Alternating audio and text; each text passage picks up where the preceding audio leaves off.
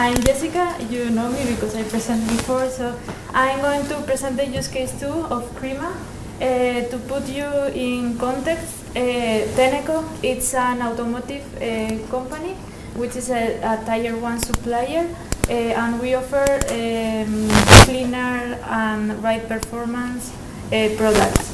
So basically, to understand why do we need projects like Crema, we have a lot of factories around the world, and we have a lot of products. So for that reason, we have a lot of machines and a lot of assets, as well as a lot of processes. We have also manuals and instructions, and also other downtimes due to we don't find the correct tool, or we don't find the components that we need to use. Another important thing is that we are not getting the performance that we would like to have. So for that, we have some Crema components that offer us some solutions, like for example the industry web, which you have already saw here in the workshop. So we use it to collect the data. Then we are using also the smart factory sensors and tags to allocate our assets, and also to detect if we have a mismatch with the component or the tool. We also use the support ticketing system, which was already explained by Tim. And we have also the optimization and the monitoring and alarming component to trigger alarms. So now I'm going to explain a bit. Our use case is based in the welding process of an exhaust. So basically, we have in our prototype area that you have also already seen an ABB robot with the industry web called DataBox installed. We have also the test area with a Siemens PLC. We have the smart factory sensors and tags also installed. For example, here you can see the components with the different tools that are required to manufacture it.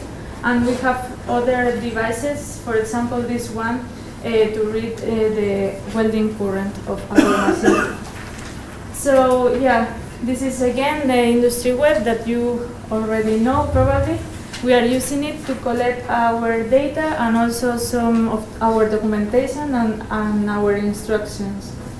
The smart factory sensors and tags that I have already mentioned. Here in the corner, it's possible to see a video where the operator reads the tag. So he is having the instructions on the tablet. So more or less it's the same case that we have already seen during the demonstration. The operator checks if he is putting inside the machine the correct tools, and when he makes a mistake, he receives a message, and he changes everything to do it correctly. So here is the process model that we are following for our use case.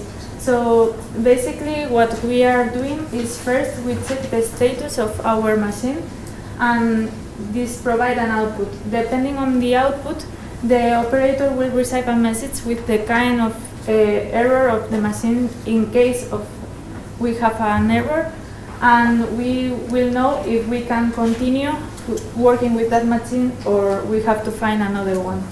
So in case that we can continue, we will start again sending the operator a message, okay, the machine is okay, you can continue, but please you have to install the tools. Then we use Industry Web to check if we are using the correct tool.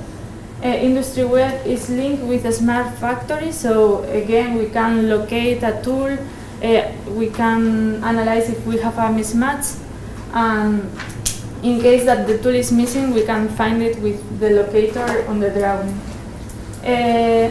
Then we check and we continue. We load the components and start the welding process.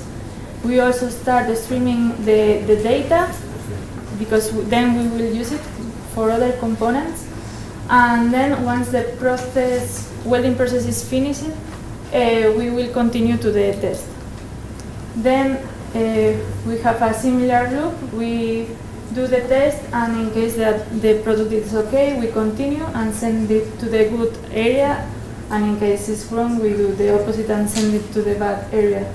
And finally, we ask the system if the batch is finished or we have to continue producing. So we will start again loading the component. Yeah. In case that at the beginning we have a problem with our machine, we will run the optimization, so we will find another machine available, and this will be based not only in the availability of the machine. This will be based also in the optimization program that we have created. So we will have the best machine available, and we will obtain the values of the machine that we have to use in order to obtain the best results. Then the person responsible can accept or not the machine. So in that case, he will have to start the documentation. So when we stream the data, we follow a certain structure. So basically, this structure has two main points. First, we have the asset attributes, which are different characteristics of our components, operators, also tools and machine. And then we have the second part of the structure, which are the KPIs. So for example, the OEE, the quality, availability, and other parameters that really affect our process. Then what we are doing is that we are representing this data in a big matrix of graphs, and the expert select these graphs that he thinks are interesting to continue working on it. From these graphs, we obtain formulas, and we try to formulate some kind of optimization problems. So the idea is to be able to optimize the parameters that we have to obtain always the best outputs. So this is the monitoring and alarming component. So with the data that we stream, we have some business rules. So for example, when our overall equipment effectiveness is too low, we trigger an alarm, but a warning, but if it is under a critical parameter, we will trigger a critical alarm. So the same with the quality. We will identify also if our machine is stuck during certain time, but if this is more time, we will have a message saying that the machine is stuck. And we can check also if our product is tested or not. Then we can also trigger some actions when we receive this warning and alarms. And yeah, this is the ticketing system, the Tiki system, which is the system that Tim explained. So the idea is that the operator has a smart device, could be a tablet or maybe a laptop. So when he is close to the machine where he is going to work, some messages will pop up in his device. So with the errors that occur in his machine when he was not working there, and the solutions, the instructions to solve this problem. So this is useful for training, and also because in case that the operator has the same problem in the future, he will know how to solve it, or he will know that he can go there and find the solution. And this is the presentation of the use case too. Now we will have the demonstrations in the coffee break, so you can see there some parts of the project. Thank you very much.